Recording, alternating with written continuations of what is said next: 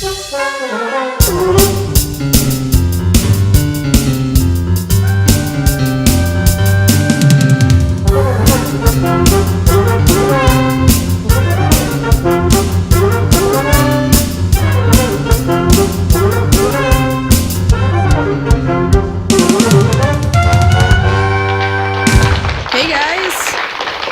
This is Mascot Roundup on JCS Television. Hey, Jill. Hey. You look nice today. I always do. Jill, always joking around, but in all seriousness, who's our first guest? Well, Haley, our first guest is the Junior Air Force ROTC program. All right, let's give it up. Let's give him a round of applause.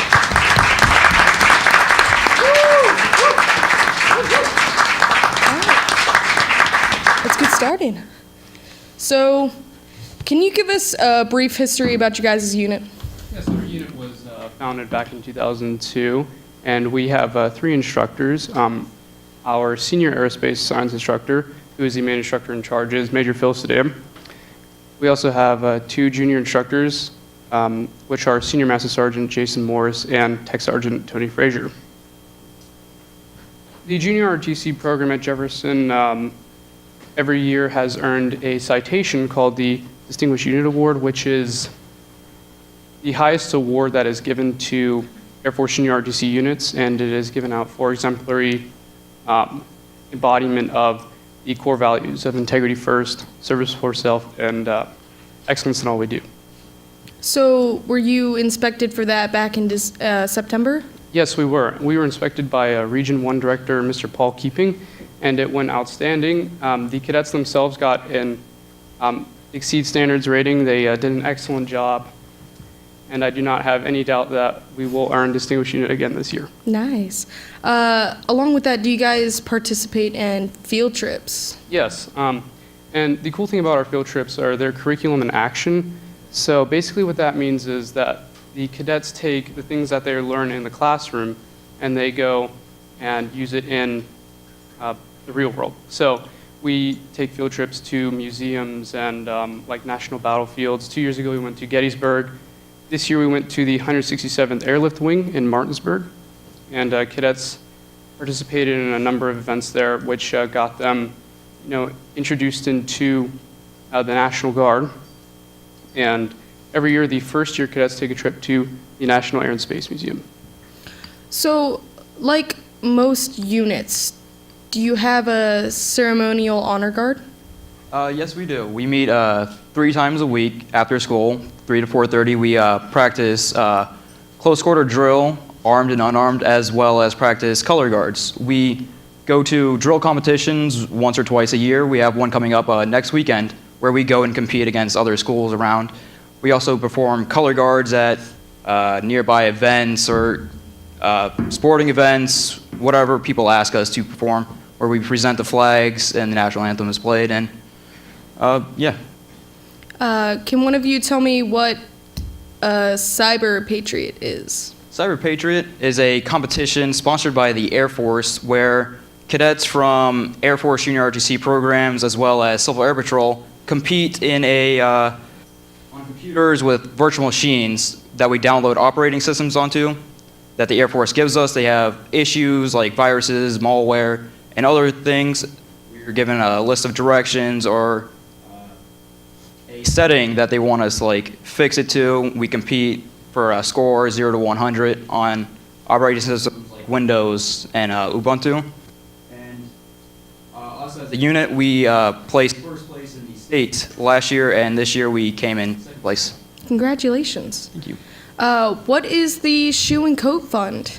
Shoe and Coat Fund is an annual fundraiser that cadets participate in, where we go around asking our neighbors, family members to donate money towards coats and shoes for underprivileged kids. And every year we exceed expectation and always raise the limit of how much money we provide. And this year we more than doubled our donations and received $22,000 for Shoe and Coat Fund. That is amazing. What other community service activities do you participate in along with that?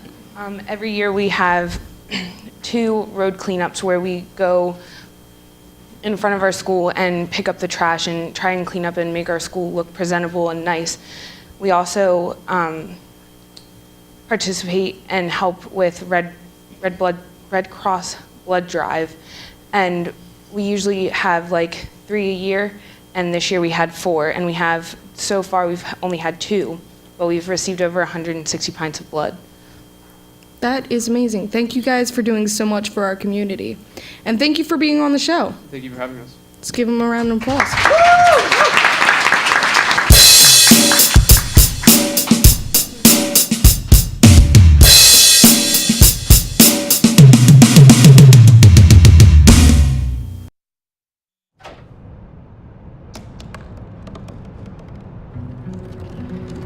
They said I couldn't dream. Called me a piece of trash and swore that's all I'd ever be.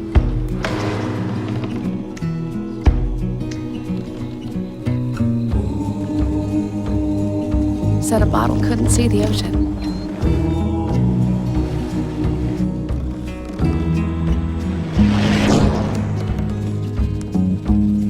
Give up. Go back to the dumpster. But I didn't listen. I made my way.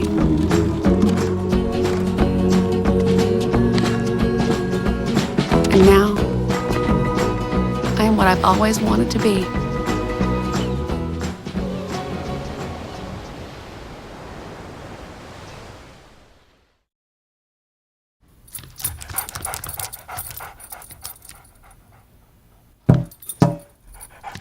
There's a shelter pet who wants to meet you. Meet one today. Visit theshelterpetproject.org. Adopt. And then from this angle, it all makes a star. I'm a teacher. Let me tell you what I make. I make learning a privilege, not a chore. Show up And frustration, a tool, not an obstacle.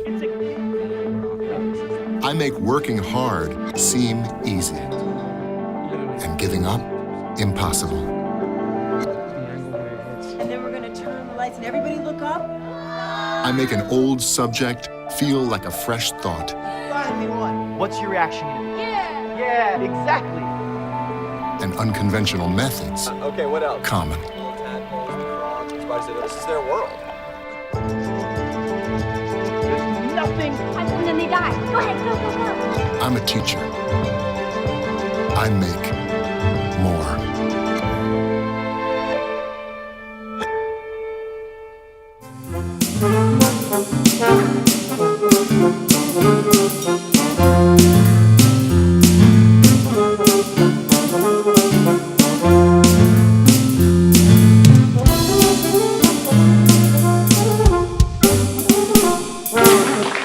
Welcome back.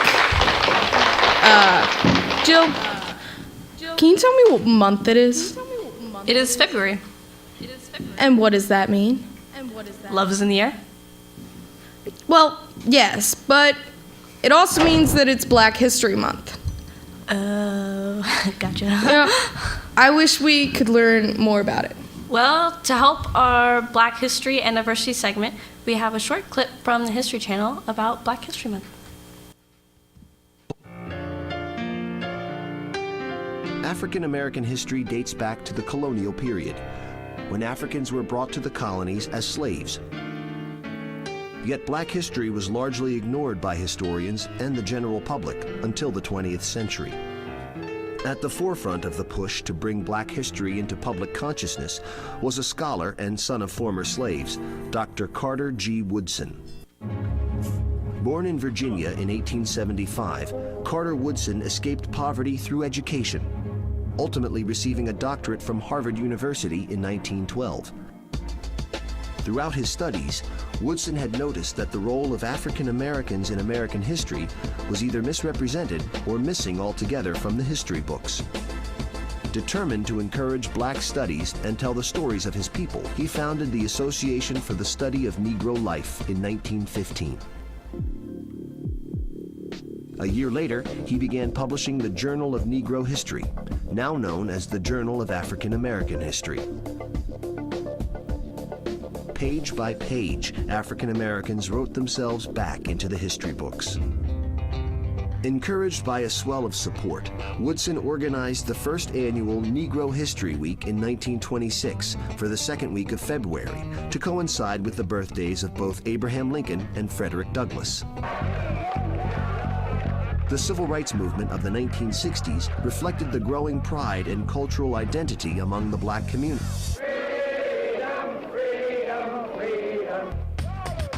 By the nation's bicentennial in 1976, African Americans were embracing their heritage and reminding America that black was beautiful.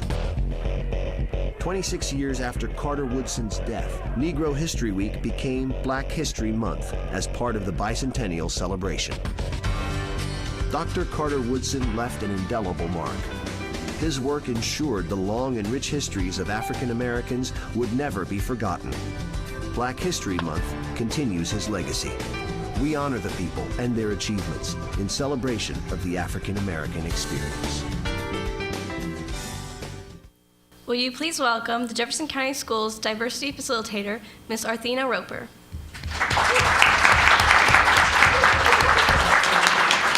Welcome to Mascot Roundup. Thank you for having me. We would love to have you. Jill said you are the Cultural Diversity Facilitator. Is that right? That is correct. And we understand that you are the very first Cultural Diversity Facilitator. Yes, for Jefferson County Schools. In about 2000, 2001, 2, and 3, the committee for Jefferson County, a diversity committee got together and came up with a policy and mission that they wanted all of the students at Jefferson County Schools to learn how to just be diverse in their thinking, wanted them to be able to work and live in a global society. So they came up with the policies, the mission, and then they advertised for a cultural diversity facilitator. In 2004, I was blessed enough to get that position. Will you tell us more about the position, what it calls for you to do? Sure. Every school has a multicultural team, and I worked with that multicultural team to help them come up with activities, lessons, just things to enrich all the students' cultural experiences. Because again, we want all the students to be diverse enough in their thinking so that they can go anywhere and live and be comfortable and have an idea that people are different, but it doesn't mean that we can't live together and work together and get along. I'll give you an example. Haley, you would be a great broadcaster. Say you get a job in Italy, and it's a different culture. With your experience in Jefferson County Schools, we are hoping that you are confident in your knowledge and knowing that people are different and you can adapt and you could go to Italy and do an internship or work as a broadcaster and be comfortable and confident in what you do. So the goal is to make students feel comfortable going anywhere. Anywhere, living anywhere in the world, yes. How do the lessons incorporate that? Oh, in a variety of ways. Our teachers do a great job of incorporating culture throughout our curriculum. But like this month, teachers may take special time to teach about African American authors or musicians or mathematicians, scientists, just a wide range of those who have added to the diversity of Black history. Nice. You are also involved with the West Virginia Achievement Project. Tell us about the beginnings of that project and how it came to Jefferson County. Sure. West Virginia Achievement Project is an advanced placement initiative. And it started, again, in the year 2000 in the state of West Virginia. there was a study done, and there were about 1,900 students took an AP class and tests. If you're familiar, AP is advanced placement. And of those 1,900, 16 were Black students. So then in 2004, the number of students who took the AP test was about 2,100, and for Black students, it was 18. So with so few Black students taking AP classes, we wanted to find a way to support those students in taking more AP classes. And we found out it was really just exposure. We found the students who had the test ability to do well in advanced placement classes and just talked to their parents, invited them to a program. If they needed help with different study materials, make sure they got the help with that. So that's how advanced placement, West Virginia AP project got started. And we got started in about 2006. And in 2011 and 2012, we received, I won't say award, but I guess it was an award from the College Board for increasing the number of underrepresented students taking advanced placement tests for Jefferson County, 2011, 2012. Congratulations. Well, thank you. What are your goals for the program to continue to progress? Well, just want to keep doing what we're doing. This year we added an interview component where the students who are in the program, they got great interview skills. It's a lot like what you're doing here. Students doing more adult things under supervision and just learning from it. It's definitely a amazing experience learning how to do this. It is. So as a cultural diversity facilitator, can you tell us how is the culture in Jefferson County schools? Sure. Culture, as you know, is a way of doing things, a way of living. And the culture in Jefferson County schools is rich with inclusion, acceptance, and inquiry. And I say inquiry meaning that there may be some schools that look alike, but educators in those schools, they do a great job of bringing in different cultures.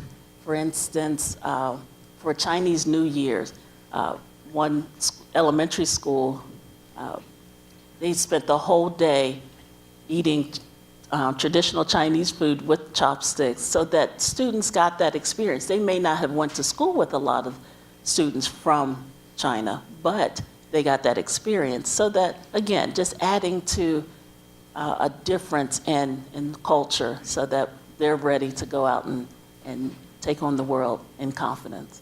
So you definitely say that Jefferson County is progressing in cultural diversity? Absolutely, absolutely. In fact, Jefferson County is one of only 2 counties in the state that has a cultural diversity facilitator. So I would say yes, Jefferson County definitely is on the forefront of progression. Well, thank you so much for helping us progress in that. Thank you for being on the show, and we hope to have you again. Let's give her a hand.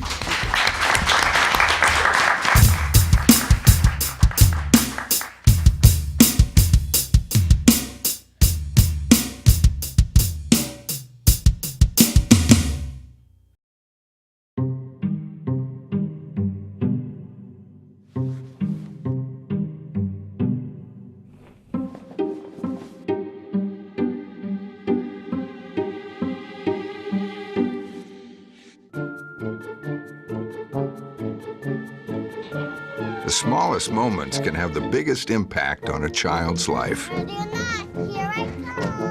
Take time to be a dad today.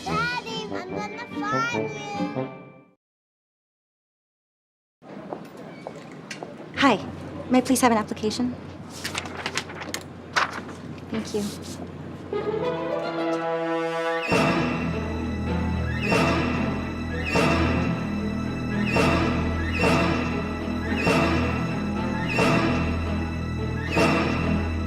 Skip the drama.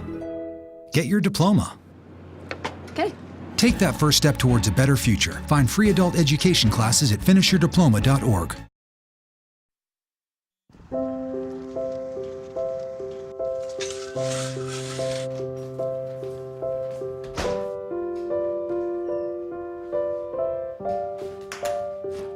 I like to eat apples and bananas.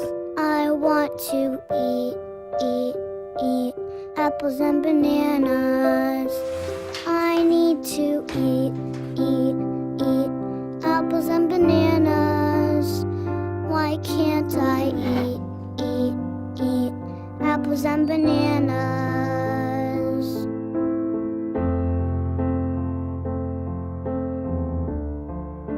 1 in 5 children struggles with hunger in America. Support the Feeding America nationwide network of food banks to help provide meals to those in need. Join us at feedingamerica.org.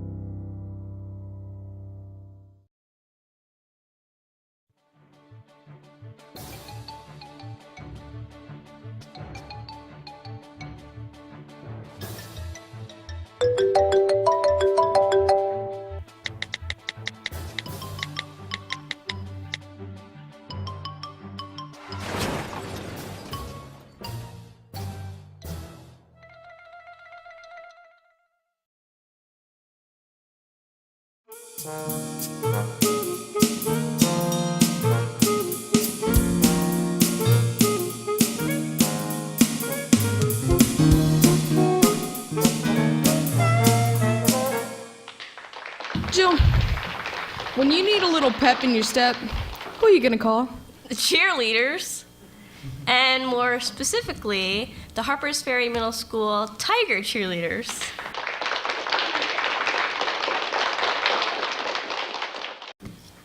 Welcome.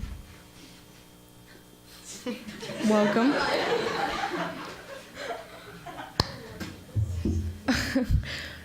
What are the competitions that you have been to? Well, we went to the Mustang Classic at Jefferson, and we got first place in cheer, first place in sideline, and first place in routine, and overall grand champions. And then we went to East Fairmont this past weekend, and we got second in cheer, second in sideline, and third in routine. And we have one coming up this weekend in Clarksburg. So, as cheerleaders, what responsibilities do you have for both in school and out? Well, you have to be respectful to all of your classmates, and you have to be willing to come to practice every day to work hard. And at home, you have to go home and stretch for your jumps and practice your facials, and make sure you have all your stuff for practice the next day. So, you guys just don't wake up one day and just be like, hey, I'm gonna be a cheerleader. What training is involved to become a cheerleader? Like you said, we don't just show up at practice and like, okay, this is what we have, this is what we're gonna work with. We continue to train every day to become better. And some things that we do, we'll stretch every day for our jumps. And sometimes we'll get with a partner and do like CrossFit workouts for like however long that takes.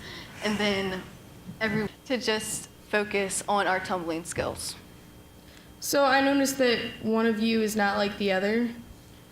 So this question's for you. What is it like being a male cheerleader in a sport that's predominantly for females? Well, it's really an awesome experience to be with a bunch of girls every day.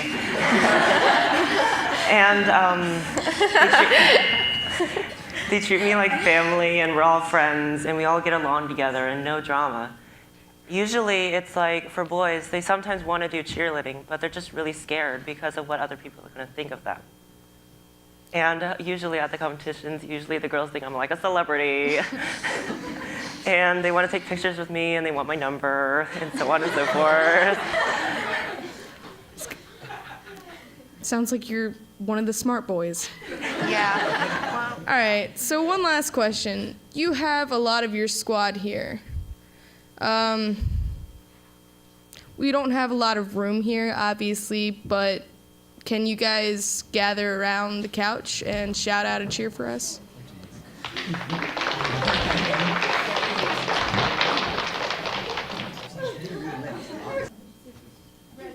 The blue, silver, and white. Don't doubt our success, cause we are T-I-G-E-R-S.